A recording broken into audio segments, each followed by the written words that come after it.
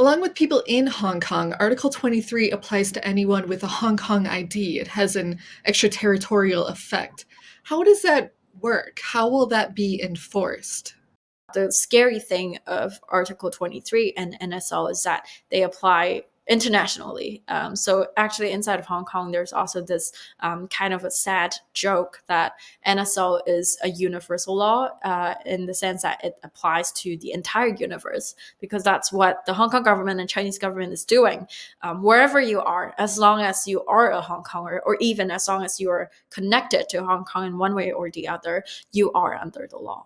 And in the past year, we have also seen the Hong Kong government feeling more and more comfortable to conduct transnational repression against Hong Kongers around the world, including putting bounties on my head and on my fellow activists' head, and include, using violence against Hong Kongers when they do protest overseas. You are one of several people the government has placed a bounty on. Does this place you in further danger or risk?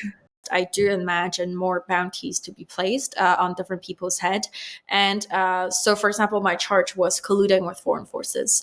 And that was based on myself testifying in US Congress, speaking to government officials. And in the future, I do imagine that if a Hong Konger was to speak to international nonprofits, even, for example, Human Rights Watch, I would imagine they can be in danger. I do think the Hong Kong government will be even more keen to launch transnational repressive campaigns. But what I'm more concerned about is actually the risks and the threats faced by people who are anonymous and people who are doing background work.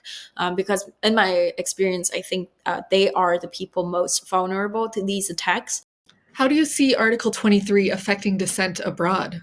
I definitely think that the advocacy work we have all been doing would go a bit more underground than we used to see in the past few years, considering the risks that people have to face.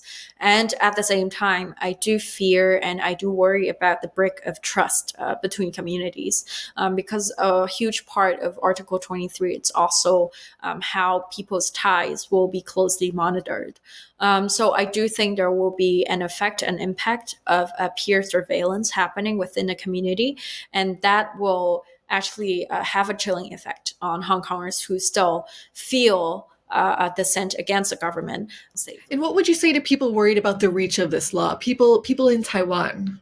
So today in 2024, we can see that Chinese Communist Party is very determined to expand their sort of authoritarian control, not only inside of China, but also to other territories around the world. So I do urge Taiwan people, as well as the international community, to protect Taiwan, to remember that Taiwan must not lose itself to China, and to remember China's threat every single day,